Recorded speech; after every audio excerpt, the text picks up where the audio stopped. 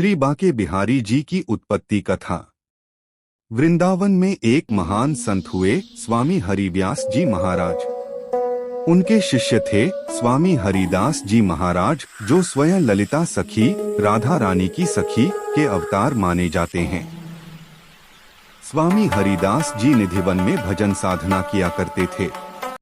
उनका स्वर इतना मधुर था कि वृक्ष, पशु पक्षी सब उनकी वाणी सुनकर शांत हो जाते थे। उनका एक ही ध्यान था, श्री राधा कृष्ण की माधुरी लीला, स्वामी हरिदास जी की भक्ति और दर्शन। एक दिन उनके शिष्य और भक्त आग्रह करने लगे, गुरुदेव, आप जिस राधा कृष्ण की निरंतर भक्ति करते हैं, क्या हम भी उनके दर्शन कर सकते हैं? स्वामी जी मुस्कुराए और बोले, दर्शन करने के लिए हृदय निर्मल चाहिए।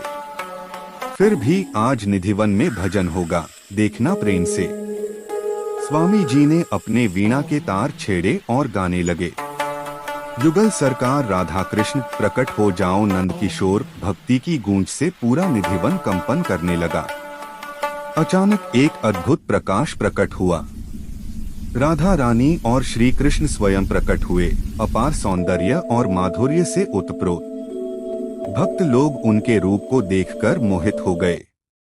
स्वामी हरिदास जी ने विनती की, प्रभु कृपा करिए, आप सदा भक्तों के बीच विराजमान रहें। श्री बाके बिहारी रूप में प्रकट होना।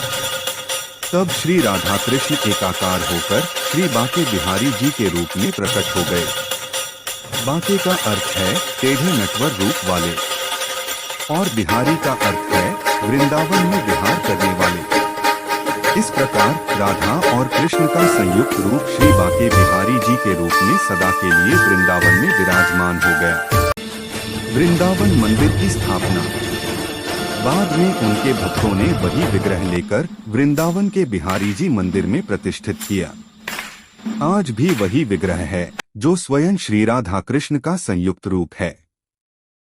बाके बिहारी जी की विशेषता, मूर्ति की आंखें ढकी रहती हैं, क्योंकि उनकी दृष्टि में इतना आकर्षण है कि भक्त सम्मोहित होकर बेहोश हो जाते हैं। आरती नहीं होती।